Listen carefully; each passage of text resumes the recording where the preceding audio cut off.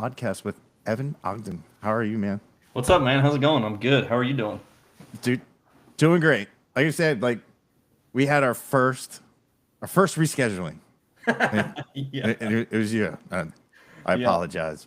I always And love to be the first. This may be the only time, but I love being the first. it's funny, yeah.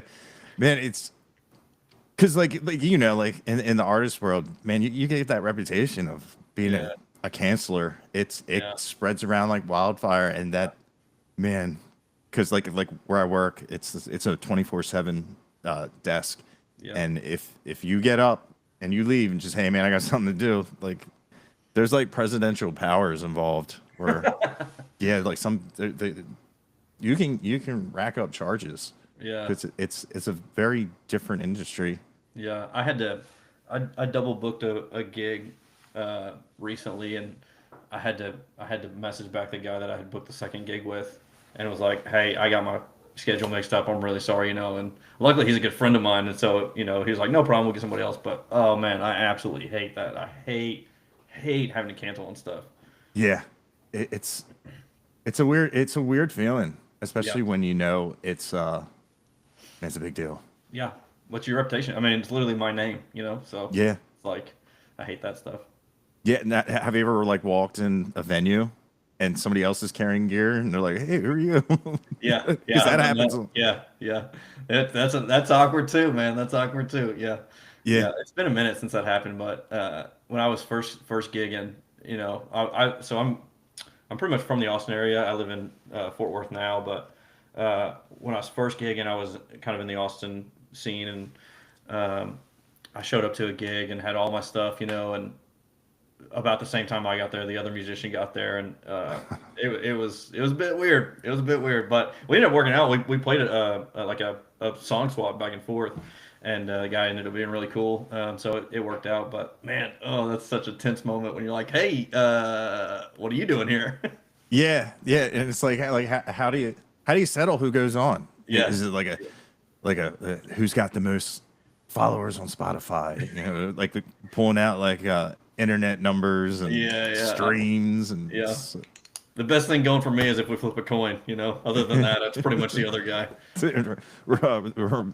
rock paper scissors. Yeah, Dude, it's crazy to me that like that's a thing. Like I've seen like, yeah, and I get it, like venues will put that on their flyers, and it's yeah, like, come on, man.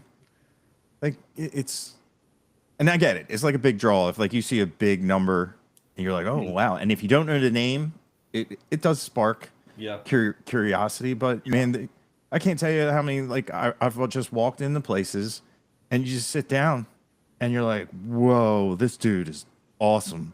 yeah. That that happened a lot. Man, I don't even think it's there. It's BB King's place in Nashville. Hmm. I totally avoid Broadway, but Yeah, man, you go there and you just have some dude just plug in and yeah, sit there and jam, and just like it blows your mind away. And yeah, it's probably just a guy that, like, it's his weekend, yeah, and he's just trying to take, just living life. It probably saves him from that Monday going to that soul crushing job. yeah. It just Seriously. sucks the life out. Yeah. Like your one song, like dude, I'm terrible with track names, but it was kind of, what's the line? It's working for money that's already spent. Yeah. Yeah. I Yeah. felt that. I was like, dude. I'm like, that is, especially right now with Yeah, man. everything being so expensive. I'm like, that line right there that's a lot of people's lives. Yeah, dude. Yeah.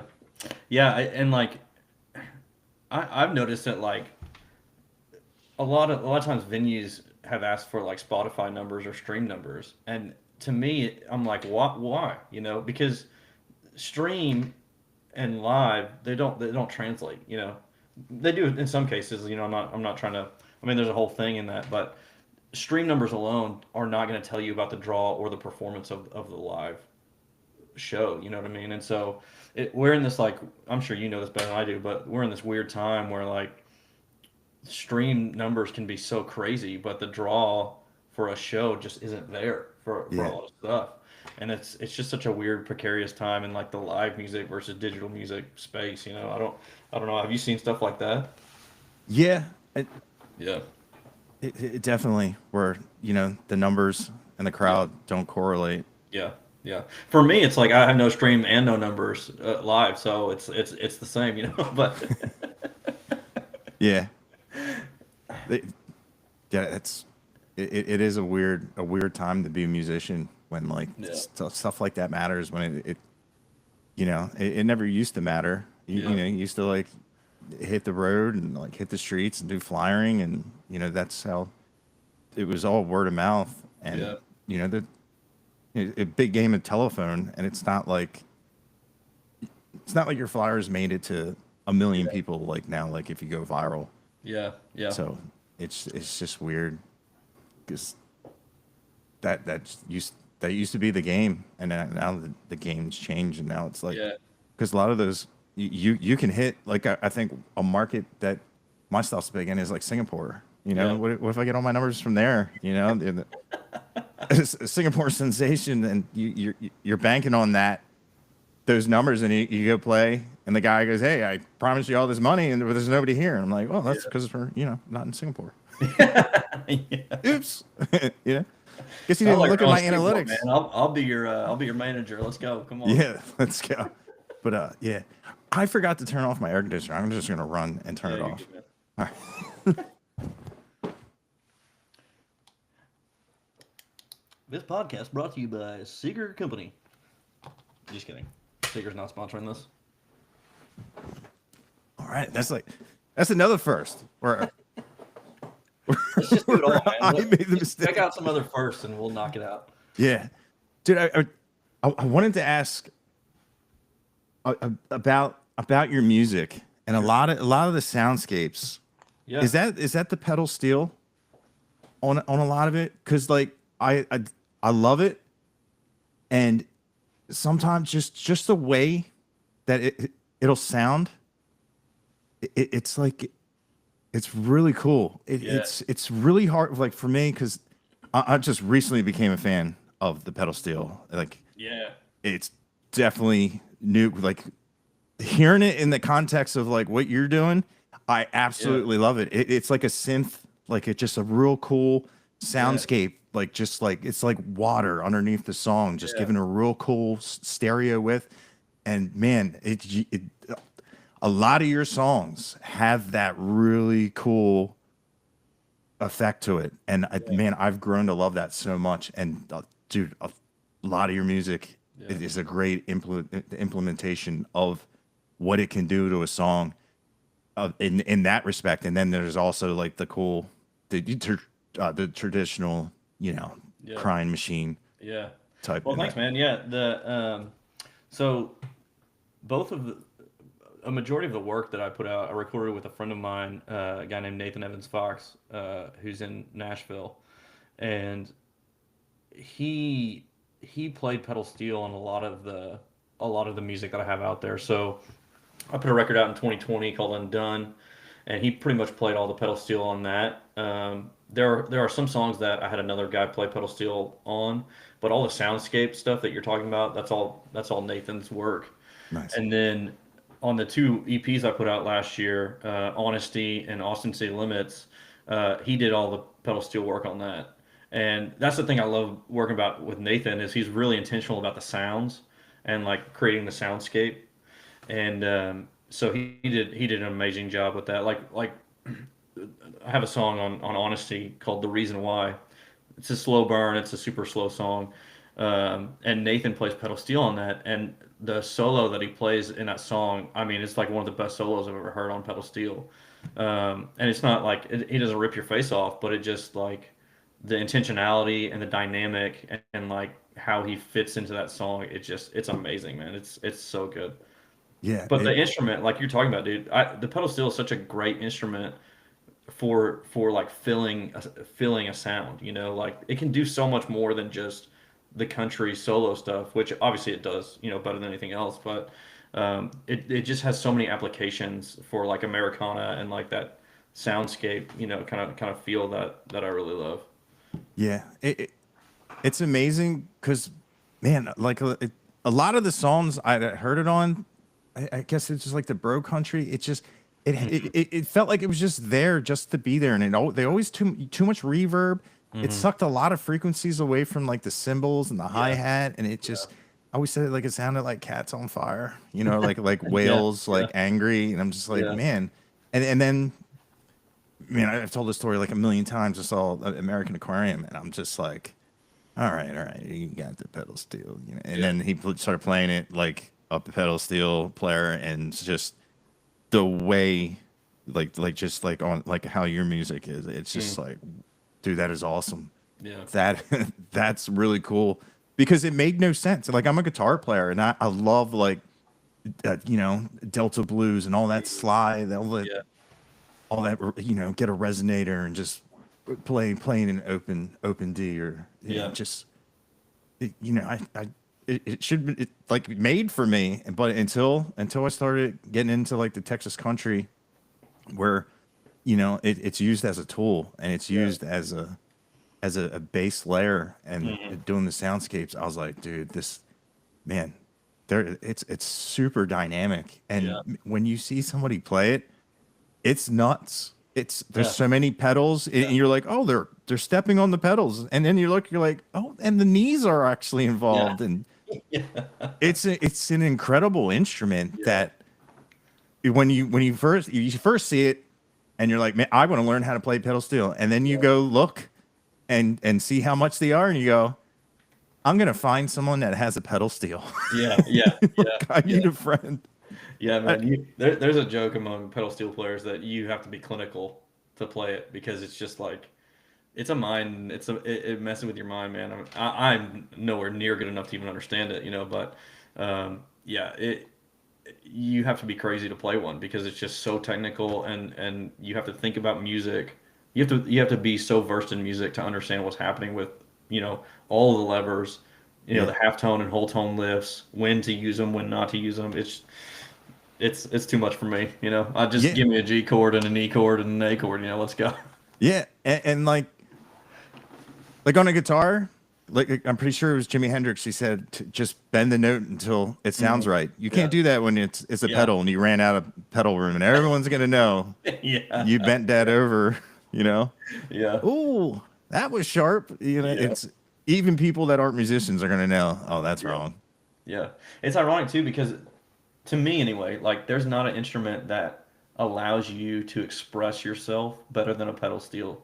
Just the way that it moans, the way that it whines, at least for country music. Yeah, Like a good guitar player can do that for sure, and believe me, you can get a lot of emotions out of all instruments. But to me, the pedal steel is just more direct. It has a more direct vocal line, than a lot of the other instruments because it winds so well and it bends into or slides into notes so well that it's like you're really speaking with that thing. yeah, that is definitely 100% correct, and it. I was definitely taken to school about Yeah, the versatility of it, and just when you really realize of how much it can move your emotions along with the lyrics. yeah, It's really cool the connectivity that it can have with the lyrics and just the emotive side yeah, of the song, and really like I love when people call it the crying machine yeah, because yeah, it's cool, and yeah. it's yeah, like hearing it played slow is really awesome. And man, it's really cool to hear like Oh, dude, when you Zachary from like Silverado when he was getting at it. Like I used to say, like it sounds like stars falling out of the sky, just like yeah, it's man. just it's it's very cool. Yeah, it rips. Yeah, when you're playing fast solo, it's good. The Silverado stuff, especially the early stuff. Um, I think the Mike and the Moon Pie self-titled album. I think he played on that, and I mean some of the most iconic licks for modern Texas country music are on that, in my opinion, on that record because it sounds so good, man. It's so iconic. Yeah, dude. What I love about your music is like you can tell when like a person and they always say like, "I'm an old soul," and I feel like your music says that. Oh, well, thanks, man. I appreciate that. I That I, means a lot. I really like when I listen to it. Like if I haven't been introduced to a super old artist, like I don't really know, Yeah. but like I can that guy. I'm not an expert, you know. I'm just saying like I feel like I can hear when someone has been saturated with really old country, and Yeah. I feel like you have been because it Yeah. like I always think it's really cool to listen to something like I love like the old scratchy, you Yeah. know, like a single condenser mic, and you Yeah. like Robert Johnson, you know, Yeah. it's a dude in a room with a Yeah. mic, and man, the talent shines through, and I love like what you I call it like Marshall came out with an amp like vintage modern, and it has that vintage sound, Hmm. but it's you know you're making it today, Yeah. which Yeah. Yeah. not are you deeply rooted in the older? Yeah, man. Yeah. Well, thank you for saying that.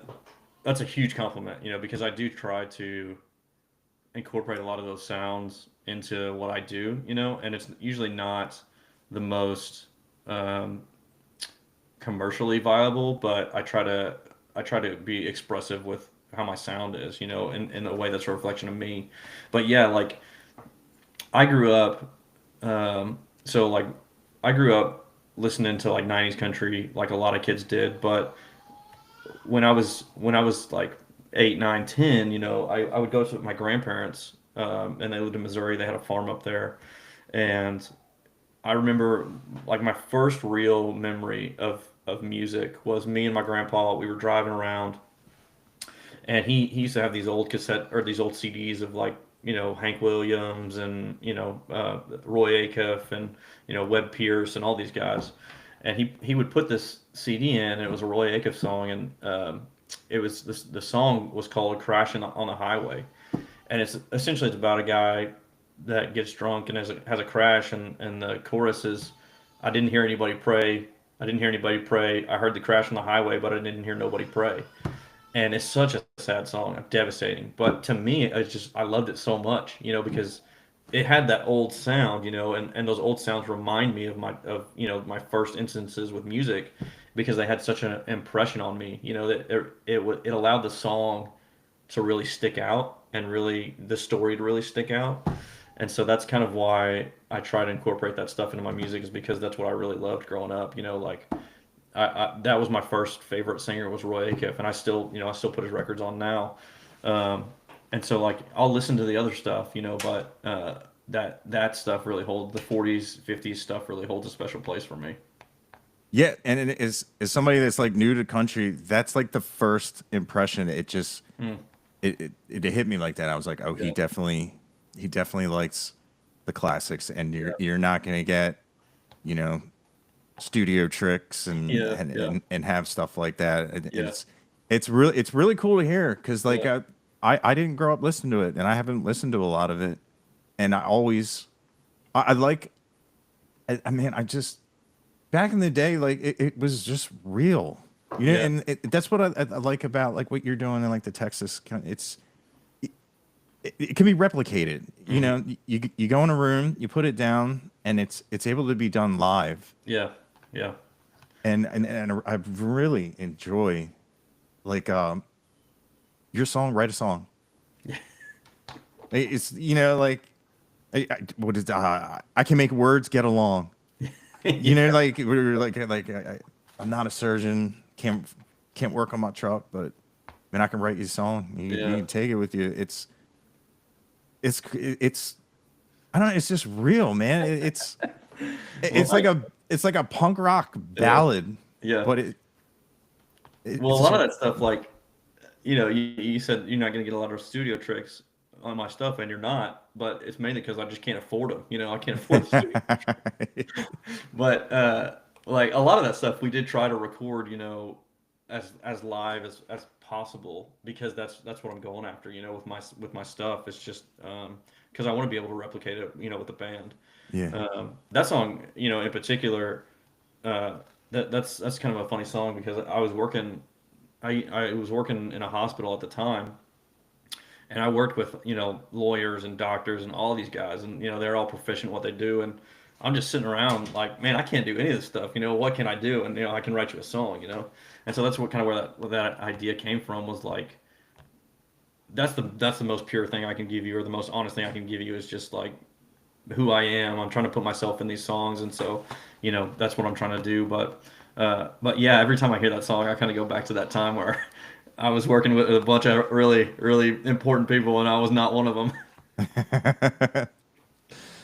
Yeah, yeah, it's funny being in situations like that. Yeah. It's like it's just like a bunch of people were. It was really hot up here. We're talking Delaware hot. We're not talking Texas. I was talking to Wade Forster. It was Yeah. 130. Yeah, oh yeah, it was hot, and people were like, "Yeah, I had my AC on 68, 64," and I was like, "Yeah, mine was on 6." They're like, 6. I'm like, "Yeah, it's a dial." Like I don't have. You can set your AC to numbers. Like they're like, yeah, who's this guy? That's The hilarious. bus boys sit down at the table. Like, Oh, that's funny. yeah, but they can't write a song. Yeah. Yeah, That's man. Yeah, that's a it's that's a big flex. it's um it's always fun. Like, writing is like changed for me over the years. Like, when I did my most writing probably uh like early to mid 20s, even late 20s I did a lot of writing, but now I try to write less but just be more intentional about it. Um like, I I always kind of believed, or back then, that like it's just about quantity, getting a bunch of songs written. And there's a process to that. Like, you do need to write a bunch of songs, but now I try to, if I have an idea, like, I try to write it, and I really try to go back and refine it and edit a lot, because I feel like a lot of the magic is in the editing, as opposed to like just the writing.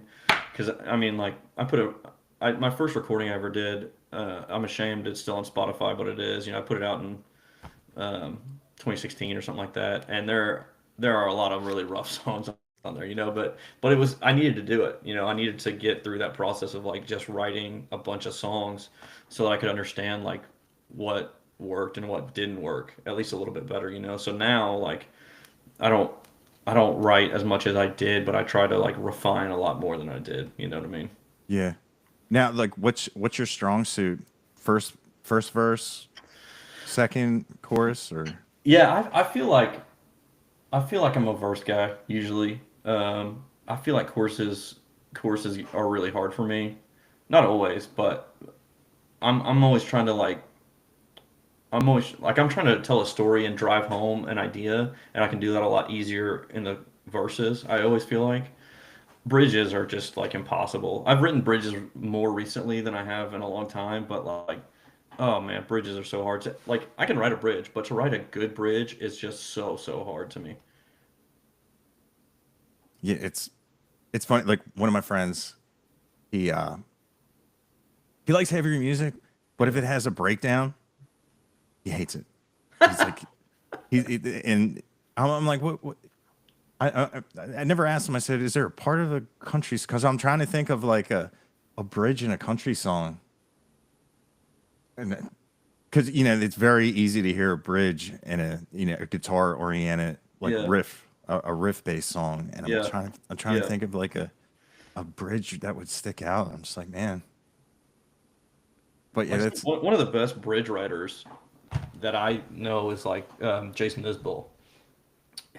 Like, when he puts a bridge in a song, like, it just ties the idea together so well. You know what I mean? I don't know if you listen to him, but I I've mean, I've I've heard a couple songs of his. That yeah, song Elephant, dude, yeah, it's just like, all right, you think it's a drinking song, and then it's just like, oh, yeah, yeah, who was wrong? yeah, Like, yeah. hey, wipe that smile off your face. We're gonna tear Yeah. your heart out, and Well, I mean, you would talk about a good bridge. I mean, that song, the bridge in that song, like, just will tear you to pieces. yeah, It's It's so brutal.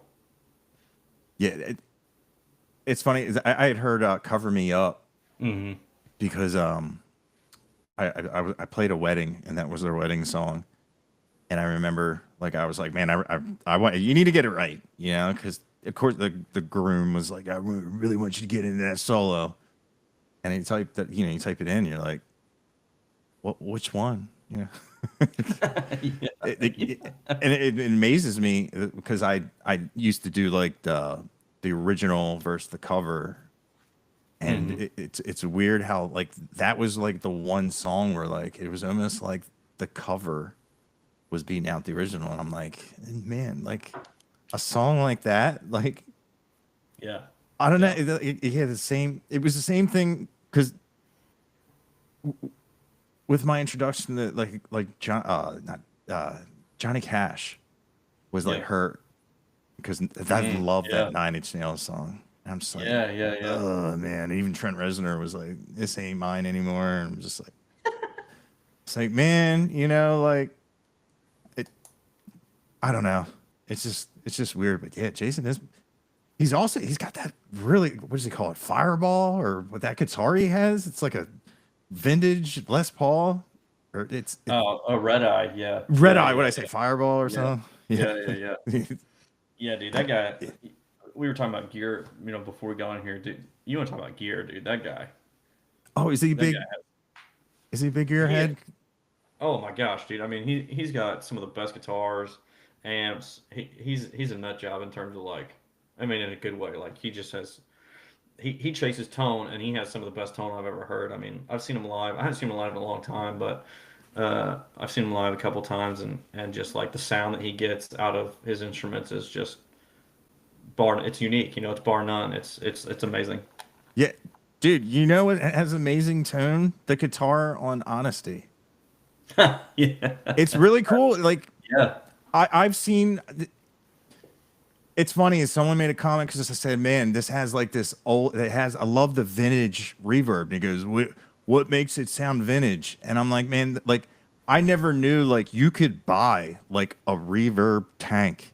Like yeah, it's a guitar head looking thing, and that's yeah, all it does. It's got stuff, and it just yeah, it's reverb, and yeah, that guitar sounds like something that was yeah, put through that. yeah, dude. Yeah, It, yeah. you can't. That song was cool to record. What I was really going for, and what I think we really nailed was like, I was going for like that 80s, 90s Austin, Texas type tone. Like what you would hear if you walked into a bar in Austin in the 80s or up to the 2000s. There's a very specific like Strat kind of SRV, but not quite sound that you get, and like that's what that is, man. It sounds great. It's that middle pickup, reverb, that decays really quickly. Yeah, yeah. Yeah, I love it, that sound.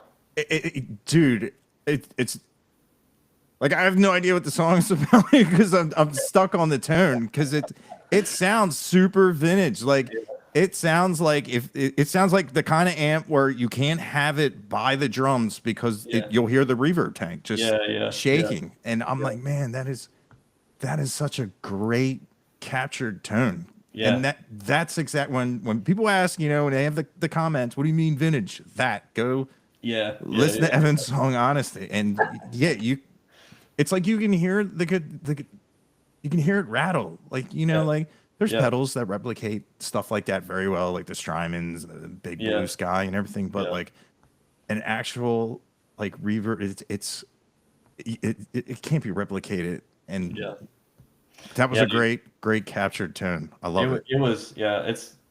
I mean, like,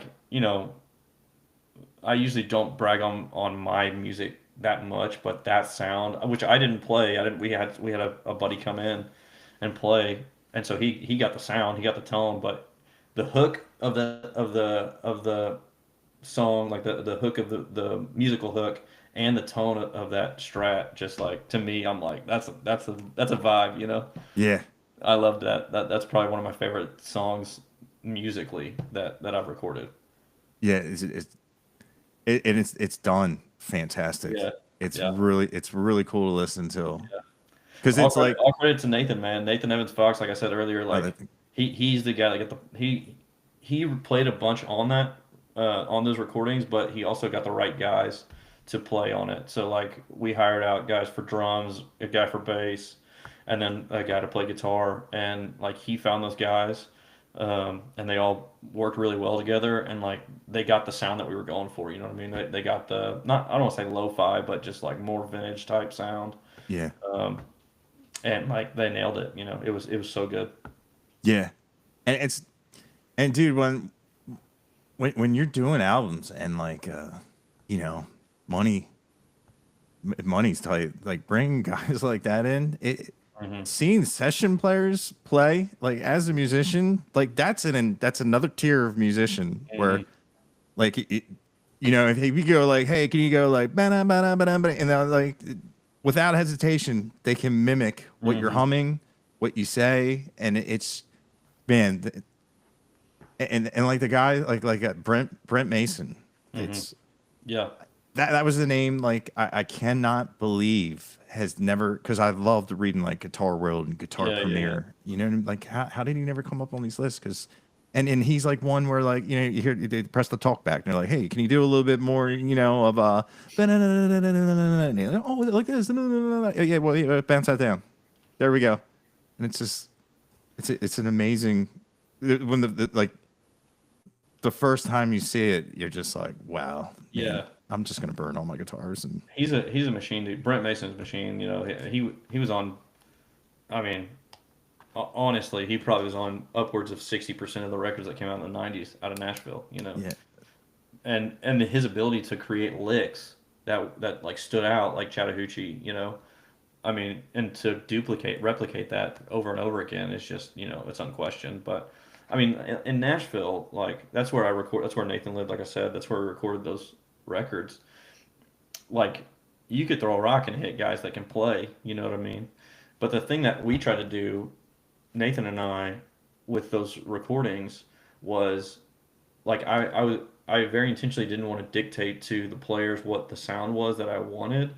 I kind of tried to give them an idea of where we were going and let them be the artists, you know. So like the record is as much mine as it is those guys because I wanted it to be their sound and their choices for what they played and how it sounded, you know, as much as it was mine, you know. And so I'm really proud of that because like it's a team effort, you know what I mean? It's like we played this thing together and you know my name's on it, but like we built something that's unique to all of us, you know what I mean? yeah. And do you try to use the same guys or do you have like a dedicated band now for like live shows? For well for live stuff, it's kind of funny. Like I don't use the guys that recorded with Hmm. uh live. I just have different guys for that, but I call my band the Regulars, so it's usually Evan Ogden and the Regulars. And it's ironic because I've never played with the same group of guys ever.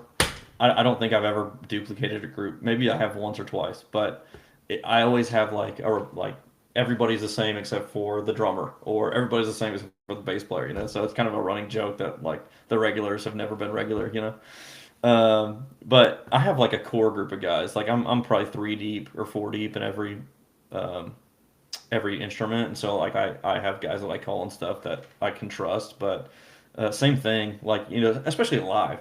Like live, it even I don't want to say it matters less, but it's more about like the vibe and the groove and like you know the energy that you're bringing. Yeah. So I try to get guys that have good energy that you know that are going to keep the party going. Yeah. What instrument is like the one that like you have to vibe with? Do you have like a preference? Oh, that's a good question, man. I feel like it has to be either the drummer or the bass player. I feel like, especially in country music, so like we're playing a lot of like honky tonks, you know what I mean? And y- the drummer and the bass player set the mood for the show so much more than any other instrument, Yeah. and they never get credit for it. But I feel like the bass player is probably the most important player in a band because not only are they holding down the rhythm, but you know a great bass line goes unheard, but is felt throughout the whole venue. You know what I mean? And like, cause you'll be like, oh yeah, man, this song's grooving, and you don't know why, but it's the bass player that's playing the groove. You know what I mean? Yeah. So I always try to be tight on my bass players and drummers for sure, and then like I'm tight on all my positions now, but those are like that's like the main one that I have to have. Yeah, that's a great point. Like you, like especially if you're not a musician, like you don't know why you love the song. You don't Mhm. know why, like your chest feels the same way because especially when it like you could tell, like the guitar the bass player didn't show up, and the guitar player's playing bass. Yeah, Like if yeah, I'm playing bass, you're gonna know that the bass yeah. player did not show up and the guitar player jumped on bass. Hmm. But man, if you see a guy up there like riffing it out, and it's Yeah, cool. It's yeah, and it's man, it's weird 'cause, like it's a really cool instrument, and it's man, like you know the jokes like Talbo sends me memes all the time about bass players, and and it's funny, but like you're 100% right. Like yeah, they absolutely are the glue that keeps everything. And if you have somebody that knows what they're doing, man, you're gonna have a great time. And yeah. especially if they're locked in with the drummer, that's so Exactly. cool. Exactly. First of all, send this podcast to all your bass friends, people out there, because I don't think bass players have ever gotten love in their entire life. So I'm sure they love this. But yeah, like a good bass player who's going to lock into the drummer and keep that, like I said, that rhythm going, but also have melody with it. You know, that's so hard to do. And it's so hard to keep the train on the tracks. Yeah, that's Because like you can have a guitar player miss a note and like he can recover. But you have a bass player miss a note, and like the whole thing is like, what just happened? What's going on here? yeah. Oh, you missed a note in the guitar. You Yeah, just if you got a whammy bar, just yeah. I just just slid into the right one. yeah, I'm out. But that's like there was a gig where my buddy's like, "Hey, you're gonna have to play bass," and I was like, "Okay." So going through the song list, and I was like, "Man, it was Simple Man, Leonard Skinner," Hmm. and I isolated the bass track, and I had absolutely no idea of how melodic the bass was, because Yes. and that the bass is like riffing it out, like doing it's once you hear it, once you I should do a video about it because like once you hear it, you'll never unhear it, and it Yeah, dude. makes the song Yeah. so because like man, there's a lot of songs you've heard like a million times, and it loses its luster. It's Hmm. like Yeah. Stairway to Heaven and all those songs, and but man, when you isolate and pinpoint and listen to the bass, you'll never listen to it again. Yeah. Yeah, dude. It's Yeah. amazing. Yeah. I don't have anything else to say because I don't want bass players to get too in their head. Now oh yeah, we are great. No. They Yeah. start charging me more and I can't afford them. Yeah. But no, it's like I said earlier. Like guitar players, lead instrument players, like they get the cheers, but the things that get people grooving and out on the dance floor are the rhythm, and it's usually the bass. Yeah. Yeah. Which It's is what I'm fun. trying to do. I'm trying to keep people out on the dance floor as long as I can because that means they're spending money buying drinks. It means they're having a good time. You know what I mean? Yeah. What's a song that if you think you're losing the crowd? What's the do you have a go to where you're like Oh man. bring it out? I always love to play "Fast as You" by Dwight Yoakam. I Oh, feel dude. like people loves that, and so like if Ding, we're if ding, we're ding, really ding, just ding, tanking, I'm ding. like, yeah, yeah, that And the that vocal. yeah, yeah, yeah, Oh, dude, and it's an E, yeah. and you can That's just right. rip on that song. Yeah, You yeah, know, these are what the yeah, fretboard markers are for. yeah. Seriously, yeah. It's I always try to have that in my set list because like the thing is like I'm trying to push my music and play my music, but I still want people to be able to relate to something they know. And Yeah, so I will have two or three covers in there, and they usually rotate, but Fast as You almost always is in there because it's got a groove, people know it, they haven't heard it in a while usually, and so it's kind of fresh to them, and so I always try to play that one to get people kind of back to me. Dude, I think that's a great ace in the hole. Yeah. Like the power of the cover song. Like Yeah. especially if you're playing all originals. Yeah. And dude, who doesn't, you know, if they're new to you, even Hmm. if they're having a great time and they're like, you know, they've added you on Spotify, Apple Music, they're Yeah. interested, they're fans. It's always it's a connective experience when they get to sing with you. That's right. That's exactly right. Yeah. It's really cool. And then the way you play it, and man, a lot of people are like, well, you know, we're not a cover band, blah blah. I'm like, dude, don't underestimate the power and the connectivity of people singing with you that may Yeah. not know, you know, they'll love your music, they'll be dancing, but to have the connection of Yeah. looking and you guys are singing the Yeah. same thing, Yeah. it's really cool. Yeah. Especially, I mean, if you choose the right cover song, people are out there and they're like, we get each other. Like, you know, this is good. I know this is good. We're building a connection now. Like, Yeah. Did we just become you know, best friends? yeah, yeah, Yeah. exactly. So I always try to, I like finding a good cover song is hard that hasn't been done over and over Yeah. that is still recognizable. Like another one that we just added. Um, I don't know if you know the song or not, but it's 18 Wheels and a Dozen Roses. And Okay. it was a big hit in the 80s, and but I never hear anybody play it, and so we just added it to the set list. And it's a fun one, man, because the chorus is such an uplift, you know, that people usually, if they don't know the verse, they at least will know that chorus and they'll come back in with it, you know. Yeah. Who said, is it Medea? Yeah, yeah, yeah. Uh, I I know the name. Ashley Mateo or something like Oh that. yeah, dude. Yeah, Yeah. I'm slowly getting there. yeah, yeah, yeah. Who she just got inducted to the country the um what is she? I think she just became a member of the Grand Ole Opry. I think Oh it's really? yeah, yeah, this year. So shout out to her, Kathy Mattea. That's what it is, Kathy. not Ashley. Kathy Mattea. Yeah, There we go. Yeah, and I knew it. I knew the name because I've heard the song, yeah, and I always get excited when people talk old country, and I'm like, yeah, hey, you know. yeah, But dude, it blew my mind when they were like, you know, like, hey, Dwight Yoakam, and I was like, oh, you know, so let me, and I'm yeah, like, the actor. Wait, you know, like that's how I knew him. yeah, yeah, Yeah. You know, I'm yeah. hurting. You know, like, It's oh, funny. It's funny how many people, like, I'm surprised at how many people came to his music from his acting, because he was in like only one or two things really. I think he was in Sling Blade, right? That was his main thing. he was in Sling Blade. He was in Crank. He was in Wedding Right. Crashers. Yeah, yeah, He shows up. Oh man, I feel like I'm missing a lot because I yeah. Man, just I mean, maybe he's done more than I recognize, but it's just funny Panic Room. yeah, yeah, yeah. It's funny that so many people came to his music from that, you know, because in my mind, Dwight Yoakam is is on the is on the Mount Rushmore, or at least he's close, you know, because he was doing that sound in the 80s and 90s when that was not happening, you know, like Yeah, that California country sound was not happening without Dwight, you know, because no one else was doing it. And so to me, he's so iconic in country music that it's just kind of funny that people are like, "Oh, you mean the actor?" And I'm like, "Actor? You mean the country music star?"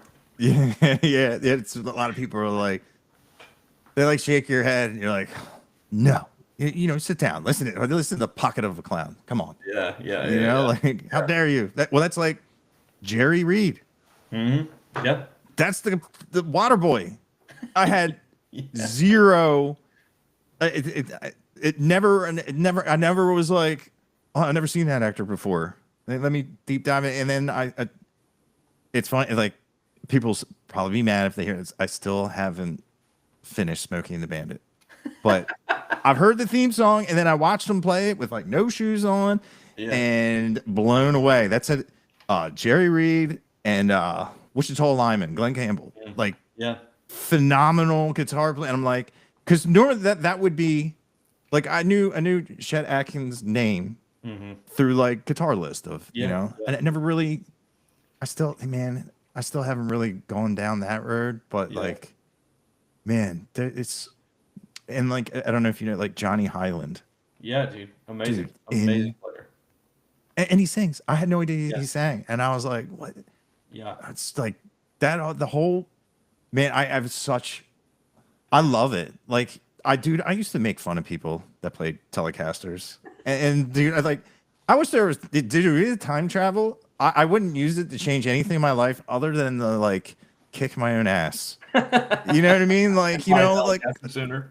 yeah, like my buddy came out and like with a Telecaster. I'm like, oh, dude, look, oh, what's next? The capo? Come on, yeah, grab that guitar with the EMGs. Let's go. And then come to find out the pickups are hot as hell. You can play anything on them. They're like the Swiss Army knife of music. They can play heavy. They can play Yeah, man. dark. They can be bright, and the Yeah. clarity and Yeah. just man, when you see a guy pick it up and they know what they're doing, it's man, they just sound so different. And I love a Strat. Yeah. Strats are amazing too, but man, Yeah. to tell you, I was just like, The man, telly has always been my thing. I mean, I'm not a lead player by any measure, but like I've messed around with strats and like they come and go. You know, they're cool and I love the sound, but they just like come and go. And like Les Pauls are cool. I've got a Les Paul now that's awesome, but the telly, man, the telly is the workhorse. I remember when I was in high school, I was just starting to play guitar, and I was really into emo stuff, hard like kind of hardcore stuff. And I don't know if you know the band Emery, but I saw a video of them on YouTube, and they're like they're not super heavy. They're pop punk with some screaming, but they're playing a festival, and they're in the middle of their like scream fest or whatever. And I was playing a Telecaster, and I'm just like, this is the greatest instrument of all time, you know? yeah, dude, it's a cutting board. It Yeah, is a gigantic slab of wood, and yeah, it's funny that like I love woody guitars, like I have a Zach Wild Epiphone, and I hand it to people, and they go, like yeah, this thing yeah, is so. I love, man. When Gibson started doing the weight relief Les Paul, I was like, that is not a Les Paul. yeah. No, Rough, rough. yeah, like buy the old man spandex the stretchy. It's supposed to have. It should hurt you at the end of the night. Yeah, yeah.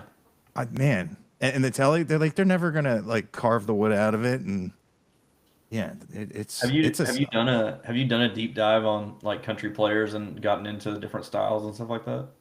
uh no, I guess not really, Yeah, but the chicken picking thing, yeah, I've been, which is weird because Zach Wild's one of my favorite guitar players, and he does it, yeah. but Oh, really?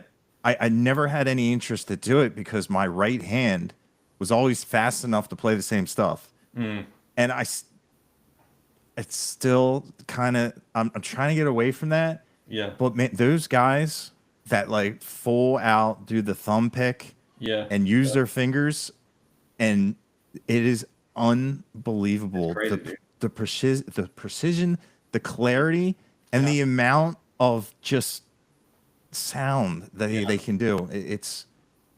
It's phenomenal, yeah, and I've been obsessed with it, like watching Brent Mason and Johnny yeah, Highland, and it, yeah, man. I mean, the chicken pick stuff is crazy. You know, like you mentioned, Johnny Highland is probably one of the best pickers out there. Same thing with Brent Mason. yeah, One of my favorites is a guy named Red Volkart. He, I mean, he's played all over. He played with Merle Haggard for a long time. There's a group in Nashville called Don Kelly's Heroes, and there was a band started by Don Kelly, and they play at oh gosh, I'm gonna Robert's Western World. So they have like a mainstay there, and the players that have come through, like Brent Mason played Don Kelly's Heroes, Red Volkart played in the Heroes, and it's kind of like the measuring stick for guitar players in Nashville. But there have been so many. I mean, like there have been so many guitar players that have come out of there that are just absolutely amazing. Yeah, it's the sounds though are so different. Like you yeah, have the chicken picking from the '90s, but if you listen to '70s country, the guitar and '60s country, the guitar playing is just so different. It's great. It's amazing. It's just totally different. yeah. It's funny, like I did do a dive on the the chicken picking to the point where I bought a I bought press on nail glue, and I bought the Yeah. Amazon, like Yeah. it had like 20 different sizes of acrylic nails. Yeah. Yeah. Yeah. Yeah. And, dude, I glued these nails. And like, I tried playing. I was like, ow! Yeah. It hurt so much. And then here I am with like, of course, like they're not straight. They're terrible. That's like I've never done it before. Yeah. And I'm like, how the hell do these things come off? There I am with my Kleins, like trying to like pull, because they're like, like you go on the internet, it's like, don't be stupid, nail polish remover. They make a Sullivan. And I'm Yeah. like, there's no way I'm going to the store with these, Mm-hmm. with these nails. Like, but man, I really thought, dude, like I had all the confidence in the world because I have a banjo and I have the steel, Mm-hmm. the steel things, and I was like, man, it's probably just gonna be like that. It's just gonna just rub off. It's gonna be great. It's gonna be pain free. Nope. Yeah, And man. I've talked to I've never talked to the girls in Del Rose. And I was like, I see you have nails. I see you finger pick. Like, Yeah. are you in pain? They're like, oh, absolutely. Yeah. Yeah. Like this is the sacrifice. It's painful, but that's That's the bleeding on your strings they talk about, man. I mean, that's what it is, you know. We didn't yeah. like a lot of the music that I put out really doesn't have any of that stuff in it. But like when I'm playing live, I either have to have like a really hot pedal steel player or a really good guitar player that can rip some stuff because it's just like in a live setting, it just gets people moving more. You know what I mean? It keeps people Yeah. going more. And so like to have somebody that can do that is really invaluable. I mean, you don't hear a lot of it in the Texas country sound. Um, I wish you did. I just think it's a different type of plan that happens out here. But it's hard. It's hard to find people that can really do it well. I mean, it's a mastery form that you have to spend hours and hours doing. Yeah. I forget there's like a set. It's probably like 10,000 hours, but that's like I'll put a movie on and just to like Hot Wired. I've been working on Hot Wired forever, and it's like I bought a Brent Mason telly. Like Yeah. they were doing like a percentage off. You call your guy at Sweetwater and Yeah, like, yeah, hey, hook me up, dude. You were gonna call me anyway. I'm yeah, beating you to yeah, it. yeah, I want a Brent Mason telly, and I don't want to pay full price. And we'll yeah, see what we can do. It's like dealing with a car salesman. Like, yeah, oh, we yeah, can't do that. Okay, well, I'm gonna leave, and you're gonna call me, and I'm gonna yeah, come yeah, back and yeah, buy the car. yeah, But yeah, so like now, I have no excuse now. I bought I can't do the thumb thing. mm, It's just not. But I got the same picks he uses, so I was just yeah, like, I've replicated it. I got here, not knowing who he was. I had the hot wired pedal from Wampler mm-hmm, because yeah, I was managing a band, and that's what he had. And I like to have two of everything. Something when you're yeah, when you're out at a show, it'll just explode. yeah, of course. Yeah, and it's like, oh, sorry, yeah, our power's a little spotty here, and you're like, dude, like, you come to find out your bass player has three surge protectors on one outlet, and you Yeah, like yeah, the plate voltage is just yeah, destroying your equipment. You're like, what are you doing? The outlet's flashed over black. yeah. It's not Ugh, GFI. It's never gonna trip. It's gonna burn all your stuff to the ground. Like, well, you're what, giving me man? you're giving me nightmares right now, man. I can't I even. know it's terrible. Oh, and yeah, it's just getting there. It's like, oh, well, welcome to Tractor Supply. Weren't you just here 15 minutes ago? I was like, yeah, Yeah, yeah. Well, I'm back the again. trailer tire blew up again. And it's like, why don't they make them solid rubber? I don't Ugh, care how much they are. Just why are yeah, they airing them? yeah, They just yeah. like make them all just. You're getting crappy gas mileage anyway. I don't need it to absorb the bumps. It's Man. One time, everybody has to go through this, but one time I was very early on playing, and so of course I didn't know any of this stuff. And so I'm playing a duo thing with a friend of mine, and I didn't know anything. I just had my acoustic guitar. I knew enough about like having a tuner and the cables and stuff, but I didn't know anything about how acoustic guitars react to weather or any of this stuff. So we're playing outside in Oklahoma, and like in a fall evening, and I didn't bring backup strings. I mean, like I was so new. So at one point, I think I did. I think I actually did bring some backup string. I don't know. Anyway, at one point, I break a string, of course, because things are changing. I break a string. I put another one on that's like not the right gauge, hoping that'll work. Play a little bit more, break another string. Okay, so I have a friend bring a guitar, and I play that until I break a string. And so then I'm like pulling strings off this one guitar to put on this other guitar, man. And like the last song of the night, we're playing, and the generator that we're playing on a trailer, by the way, the generator just catches on fire. And I'm like, this is the end. Thank you guys for coming. Yeah. Ta-da! Yeah, yeah, yeah, Didn't know yeah. there'd be fireworks Pyrotechnics, at the end didn't of even the set. know. Yeah, dude. Like I remember like out here, like if we play a show and it was a friend and he knows I play guitar and he broke a string, I was like, here, give it to me. It Hmm. was an acoustic, and everything. I dropped a saddle pin and lost it. It went Oh, through the crack oh. of I'm pretty, maybe it was a deck or like a Hmm. slightly elevated Hmm. stage, and I was like, oh my god, that's the Yeah, only thing I don't have backups to. yeah, yeah, And I was able to recover it, but I'm like, I never. That's another thing. Like I never even thought like, because yeah, dude. sometimes like if you don't do them right, they'll pop right out. If you're like in a rush, Yeah. it's another reason why I hate acoustic. Dude, You know, I got so good at changing strings on stage. Like I used to break strings all the time. really And I would just be I'd break a string, I'd be like, "All right, take it, band, let them take it." I could get a string change down in like 7 minutes, you know. nice. But I was so fortunate to never lose a pin because there have been times where they popped out and I've just luckily found it on stage. Yeah. But dude, you lose one of those things, you're SOL. I mean, Oh yeah. oh geez, I can't even imagine. I don't even want to imagine.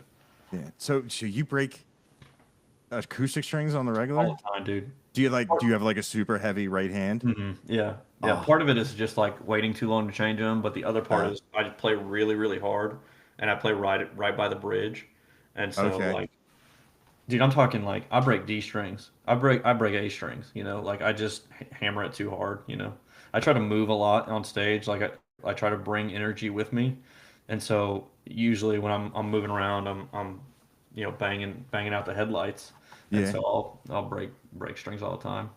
Do you use like heavy gauge picks as well, I or use medium picks. I break me? picks more than I break strings, but I use medium Dunlop purple mediums, Okay. and Yeah. I use like 13 gauge strings, and yeah, I bust them all the time. Yeah, dude.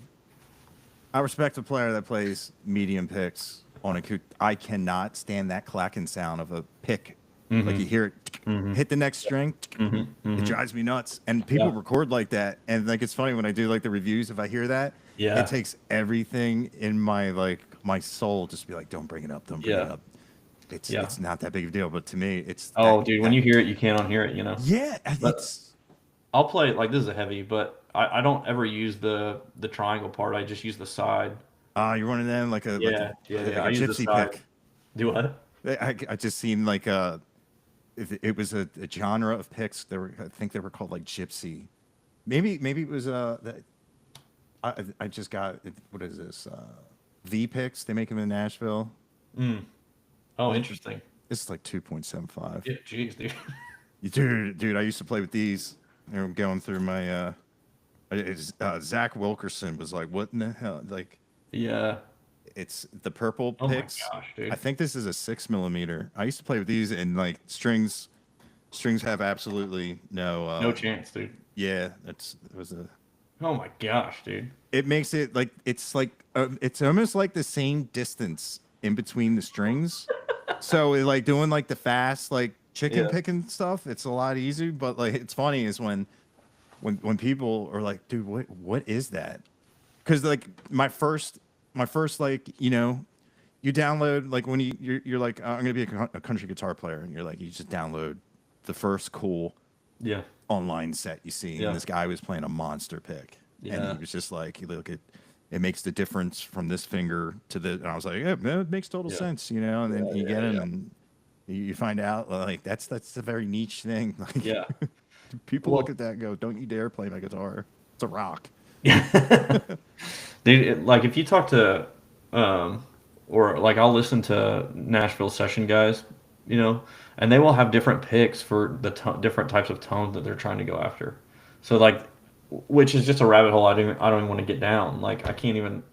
It's too much, you know. It's too much. But like changing anything in on your, you know this probably more than I do. Changing anything, change a pick size, changing string gauge, like it's gonna change your tone. Um, Now, for me, it doesn't matter. I just play acoustic guitar, and people always turn me all the way down, so whatever. But for the electric guitar players out there, I'm sure it's pretty important. Yeah, like I use like if you want to get instead of going higher gauge strings to get like that Stevie Ray Vaughan type thing, like Hmm. if you want to avoid getting tendonitis, Yeah, a thicker pick will give you like yeah, more attack and stuff. But yeah, yeah, medium and above. That when people you oh dude, he's that, that, the clack yeah, where you yeah, hear it smack the other string like yeah. I can never. I don't like it. yeah, it's you have more control with at least it Hmm. should be especially like if you're strumming real hard like you say Yeah, you do need some flexibility, yeah, yeah. but man when those guys use those like 0.44 it's just it's It's nuts. You're like playing with like a card like a yeah, exactly. That's what it sounds like.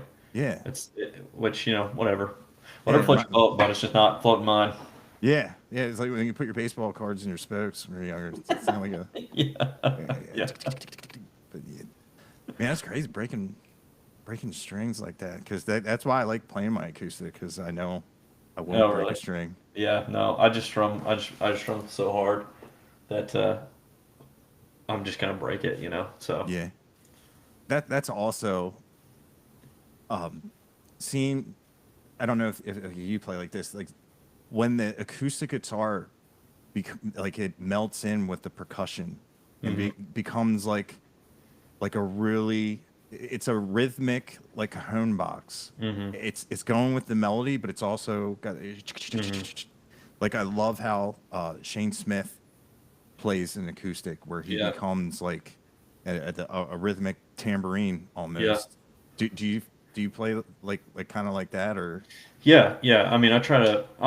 Whenever I'm playing, I'm just trying to hold down the beat. You know what I mean? And provide some flavor. You know, but yeah, it's definitely much more of a rhythm instrument for my sound.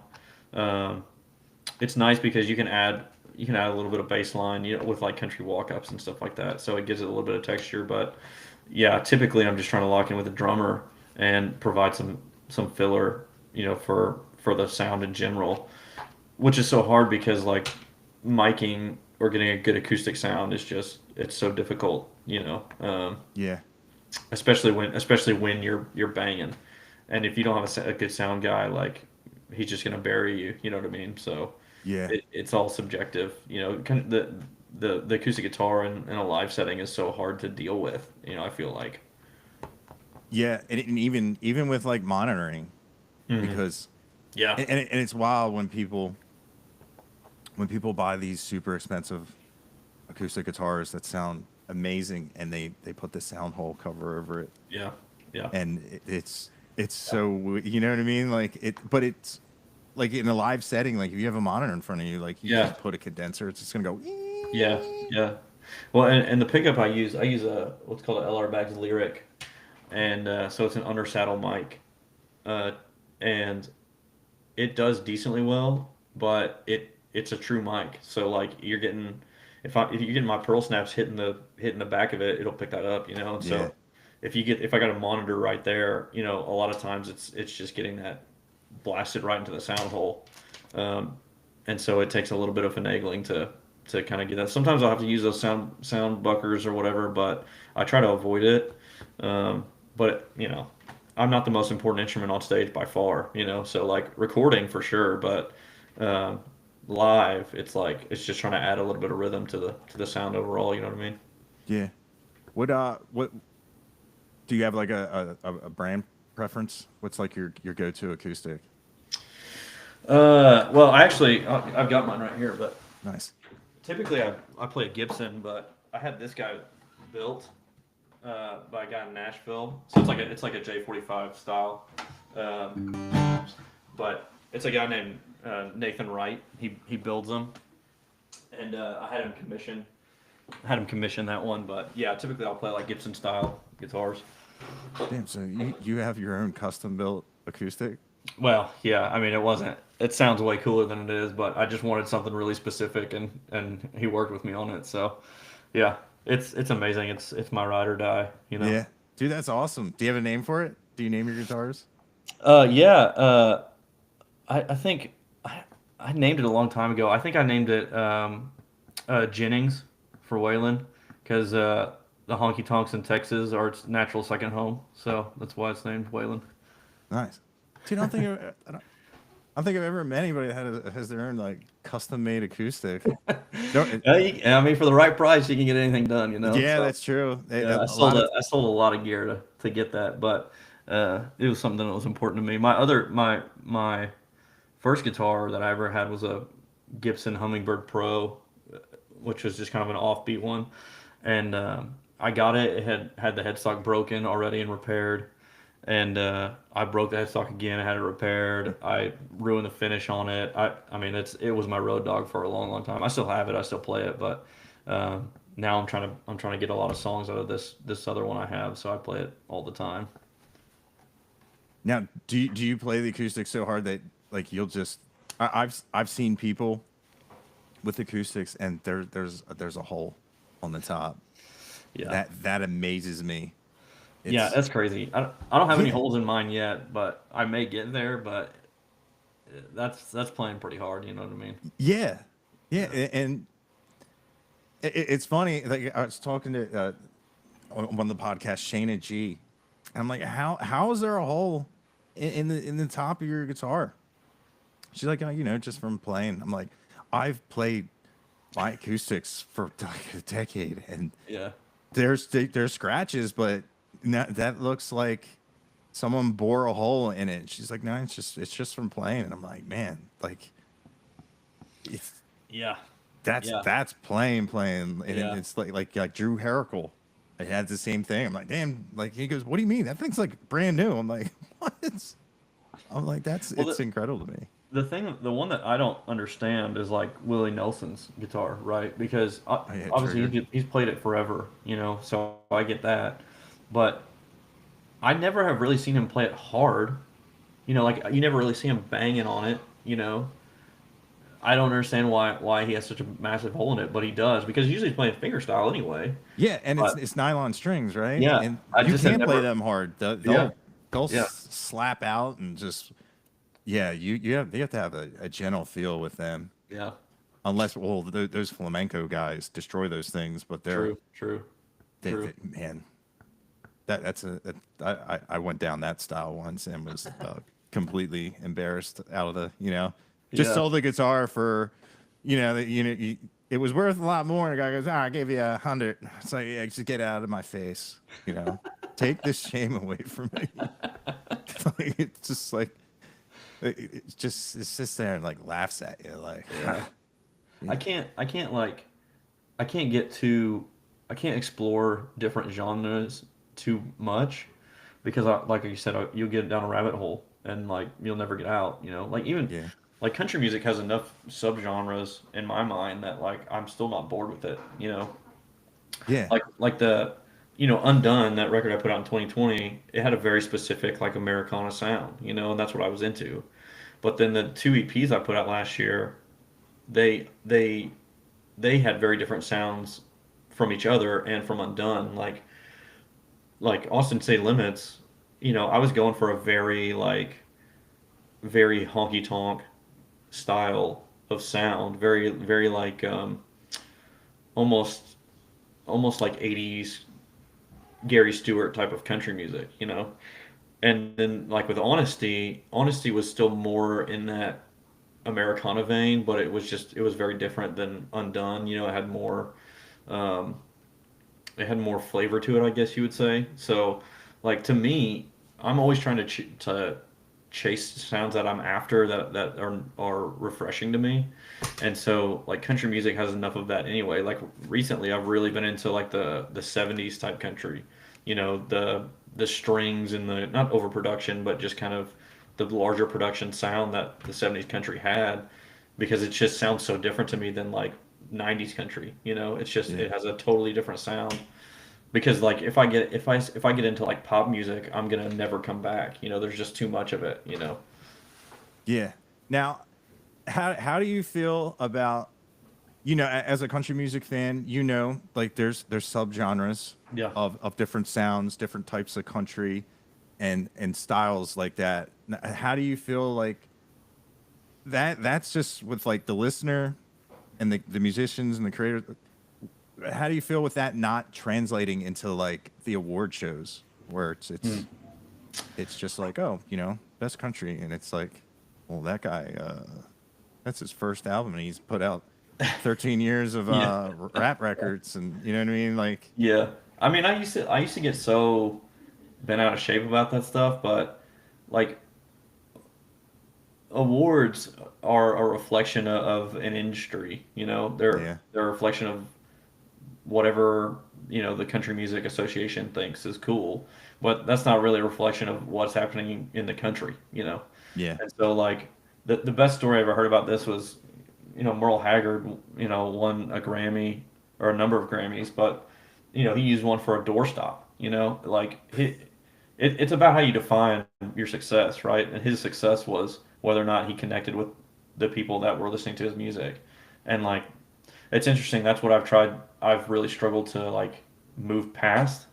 For a long time, I was like chasing validation in like the Texas country music scene, and there are great people in the Texas country music scene. But I had to refocus what I was trying to do to not chase after approval from them, but you know, chase after being honest with myself and putting out music that was honest about who I was, and then just letting people connect with that or not connect with it.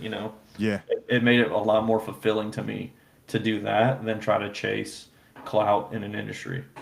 yeah, dude, 100%. That's like, I had Leaf Shively and Kyle Roop on, and Kyle was like, man, don't play for the crowd. Play for yourself. Be yourself, because in the end, you know, you want the crowd to be there because you are yourself, and it's Yeah.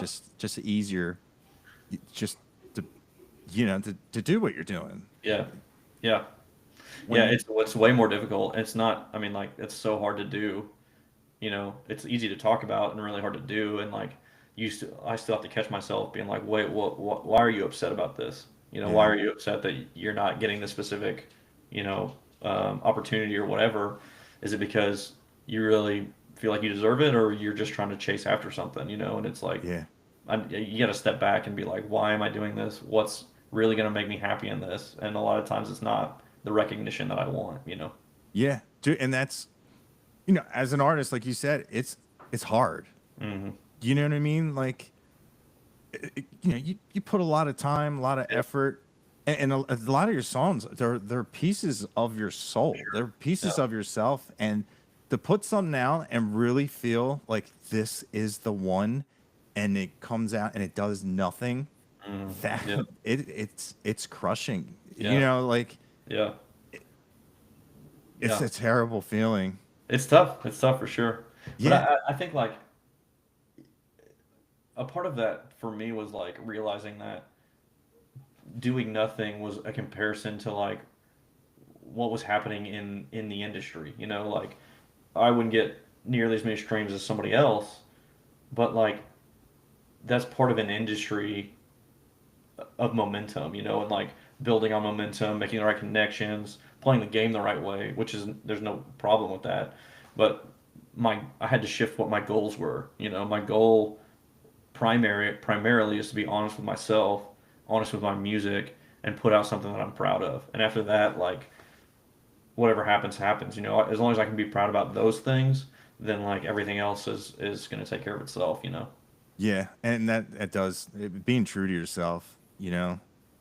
Y- because like, God forbid, like, being a songwriter, you would know how to put a song out. that would you know people would eat it up. You know, there's a tried and true, like, you know, like Are you even trying to music tell me there's wise. a formula that I can Oh, follow? oh, like even like with like a guitar, it's called the circle of this. You can you pick a square, you know, Yeah. 1, 3, 4, 5, 6, and you Mhm. know Yeah. there find another song that you know. And then you know use the buzzwords and Yeah. but it wouldn't be you, you Yeah. know, and then Yeah. like god forbid it catches it. Like I always love the story of where an artist absolutely hates his record deal, wants to get out of it, so they make a terrible Mhm. song Mhm. that they're 100% sure it's garbage, and the label's going to be like, you know what, this guy, he lost it, we don't want to deal with him anymore, but they go, put it out, and it becomes Mhm. like a smash hit, and it's just Mhm. like it's stories like that, and it's like, but then it's like, now what do I do, Yeah. you know, like, Yeah. Then you're stuck playing that song for the next 30 years, 30 years of your life, dude. yeah, Imagine playing a song you hate for 30, imagine playing a wagon wheel for 30 years, yeah, you know? Like, oh man, that's brutal. yeah, and but like your crowd's not going to be happy until you do it. Yeah, It's that's just right. like, That's right. oh, it's like a self built prison Yeah, jeez. Yeah. and it was supposed to be your liberation, your moment of being liberated and being able to be independent and do what you want, and they're like, no, Yeah. Yeah. play that song, play the truck song, you know, like I say all this stuff, man. I think my next record's just gonna be about trucks and drinking and women. Probably that's probably gonna be the best avenue for me. yeah, yeah, beer, truck, dog, girl, she gone, Man, dog they got a ran place. They got a away. place. You know, maybe I Yeah, should have a place in my stuff. I don't know. she thinks my truck is sexy. I Oh do. man, Ironically enough, I wrote a song recently that I haven't recorded yet, but I'm going to. But the opening line is, uh, "I drive a 2005 GMC Yukon. It's got 250,000 miles and it's still going strong." It's like, so you know, there's a place for truck songs. You know, I love yeah, them. yeah. Well, he must keep that well maintained. Oh man, dude, love that thing. Yeah, oh, dude, don't ever. I wish I had an older car because I got my buddy just bought a brand new car, and it's like, dude, you can do brakes. Brakes are easy. He did Yeah. his own brakes. Check engine light, and he Mm, brought it in. They're like, no, you have to reset this. That's why it's not working, and like it sets off all these sensors. He's like, dude, like, yeah. he's like, I had to pay them to do the brakes just to take off what I did to. He's like, there's a certain way to do it. All these like Dude, just these engineers develop it to make it like, dude, what blows my mind is like with like these newer cars, like a subscription service to it's use the crazy. heated seat option or something. Dude, That's nuts. That's now I'm It's getting sad, man. I don't want to. Yeah, that's why oh driving. That's why I got the truck I did. You know, I told yeah, my wife the other day that like as soon as this truck breaks down and I can't do anything with it, I'm gonna get the exact same thing. You know, yeah, because it's just so easy to work on and like I don't. It's simple. absolutely. You know. You open up the hood, you know, there's everything laid out. Oh, you got there's the coil pack, there's that, and it's like, Yeah. man, like I had to change something on the evap system of my Nissan, and the guy came out and goes, pretty cool, you know how to take a take out an engine, and I'm having like a sip Mhm. of Miller Lite, like, oh my god, how does this all go back together? And here he is. He goes, man, it's really cool. You know, an older guy, really cool. You know how to do that, man. You know, like an old gearhead, blah blah. You got that whole thing taken, and I'm like in a panic mode, like this is how I get to work, and I'm like, yeah, yeah. I'm like, man, but yeah, just to get to something, they have to take all this stuff off, and like they just really make it so like you need to like take it to the brand Yeah. specific place where they It's have crazy. this only tool and everything, and it's the same with like, you know, if you're in the Apple environment, you know, Yeah. Yeah. everything works great, but you have to be for that, and if you have the Android, you have to live in that, and it's nuts. Like I heard somebody ranting and raving and was like, man, it's really cool how like all these like subscription services they're all bundling up, so they're all like cheaper and everything. And I'm like, oh yeah, I remember one that oh it was called cable. Yeah, You dude. know, like Yeah. you It's paid $10, half of it was free, and if you wanted to, you know, sprinkle a little bit more, it was like less than $20. You got, you know, unless you wanted like the fancy yeah. movie channels. I was like, dude, Yeah. you're talking about a third of cable. Like I Yeah. said, growing up, it was called Yeah. cable, or you had an antenna. It was free. Dude, I hate to, like, I try to be positive and like, I don't want to be a nihilist or anything, but Yeah, like, we're headed towards a breakdown, I feel like. And I mean that, like, you can create music with AI tools now, you know, it's and scary. you can create it really good, you know, to be honest, they can create music that sounds good. And like, same thing, like, entertainment is endless at this point. Like, there aren't enough shows, enough time for me to watch all the good shows that are out there, you know what I mean? Yeah, And so like we had YouTube TV. I got rid of it. I put an antenna on our TV. So we just get basic TV, right? And like I had to sit there and be like, well, what's really gonna make me happy? And it's really not more entertainment, you know? Like yeah, I'm just as happy now than I was before. But it's like I think a lot of people are gonna have to look at like, well, what's really important to me? Like, is it really important for me to have as much as possible, or is it really important for me to have what's quality? And I think that like I think independent art is really gonna be in a renaissance because I think that people are gonna be like, well, I want something that's real, and I want something that's not that has blemishes, you know, yeah, I can tell that a human made it. And so, you know, I'm kind of optimistic on that end, but you kind of have to go through a period where everybody's like questioning society a little bit to be like, what's happening, you know, before you get to the like, okay, I want something real, you know. yeah. And man, it's like it's funny. Not a lot of people realize like I have really bad social anxiety disorder. Like, Yeah. and it takes a lot for me to like go to places and Yeah. but man and I know a lot of people that are like that and you know you think you've watched like the people that have seen you on TikTok like a live show or Hmm. they've seen a band. It's not, man. There's no the live experience is there's nothing else will ever get your Yeah. just your dopamine levels Yeah. like that. And like we're social animals. Like the Yeah. connectivity of like especially like when you find an artist and man and like my feet are moving to what you're doing, and it's just a Yeah. real cool Yeah, dude. connection. And then, man, AI will never capture that. It may Yeah. be cool to listen to it on speakers, Yeah. but man, it's never gonna have a live album, Yeah. you know. Exactly.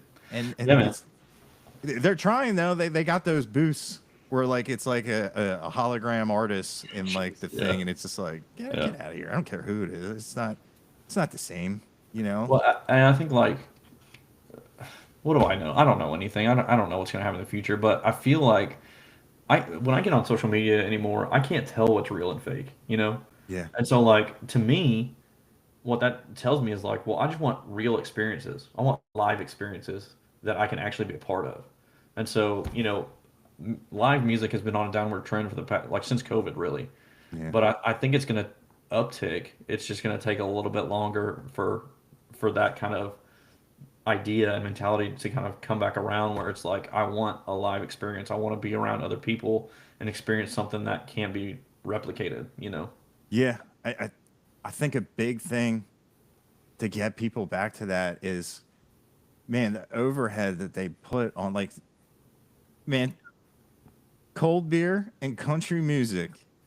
You know, the country music part of the ticket a lot of times is not it's not that unreasonable. Hmm. But if you want to do the cold drink experience, Hmm. you're like, oh man, I should have had a lot more fun in the parking lot. You know, like Seriously, it's dude. it's nuts. And it's like man, and you know, a lot of times an artist they'll play here, they'll play over there the next time, and it's like, man, I drained my wallet here, you know, Yeah. and it's Yeah. it's become quite the expense. But then again, it's like when people are like, well, why don't you drink water? I'm like, what do you think they're giving the water away? A lot of places Yeah. they are courtesy enough, especially Yeah. in the summer. But man, you go you buy water and it's like, oh, that'd be $6, nine Yeah. bucks, and Well, like, yeah, the thing is like, uh, there's a place down here, Copeland Inn and Dance Hall, and Copeland is a pretty significant historic place in terms of like Texas dance halls, and they're closing at the end of September, and they can't find a buyer. They're trying to sell whatever, and the owner did an interview, and they're talking. The owner's talking about you know people just aren't drinking as much anymore as they used to, and that's where our sales come from, and part of me is like, I'm never encouraging people to over drink, but they're probably not drinking like they used to because they can't afford it, man. Like yeah, you can't afford you can't afford to go out, have a beer. I mean, that's like what, $200 to see a show, have a couple of drinks. People just can't afford to do it. yeah. So there's some things that got to change, but it's tough, man. It's kind of tough time in the live side of music, which is always precarious, but it's weird. Yeah, yeah, it's like art in town. Like Metallica played on Main Street down the road here. Like, there used to be places that like my band would play, and Yeah. it's all like bougie, like fancy places now. Like, I can't go there and enjoy live music. I can't go there to eat because you know what I mean. Like, Yeah. Yeah. yeah, Yeah. it's like, oh, the bar band went to, oh look, there's somebody playing violin and cello. You know, you just walk in, they're like, oh, sorry, sir, restrooms are for patrons only. You're like, oh, okay, God damn it. You can tell I can't. It's like, I took this girl out on a date, and she goes, "What's market price mean?" I'm like, "It means you're getting the chicken."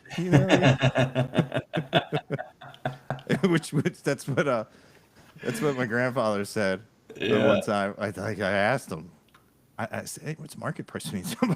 It means you're getting the chicken. I don't know what the hell you're looking at. And it's like, I was like, "Oh, the tables have turned. Here I am." Oh man, that's awesome.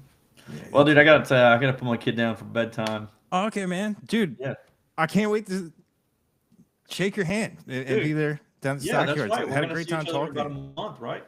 Yeah, October 15th at the Yeah. Rhinestone Saloon, the Stockyards. Hell yeah. I gotta get my real ID so I can fly. And I gotta get the plane tickets, but I will be there. Yeah. So Well, yeah. if not, just drive. You're fine. Whatever. Oh yeah, yeah. Well, We'll dude, put thanks for the having me, man. I appreciate you. yeah, yeah, dude. And yeah, enjoy the rest of your night. Yeah, man. Pleasure talking to you. Yeah. Thanks, guys. Yeah, man. I'll see you. See ya.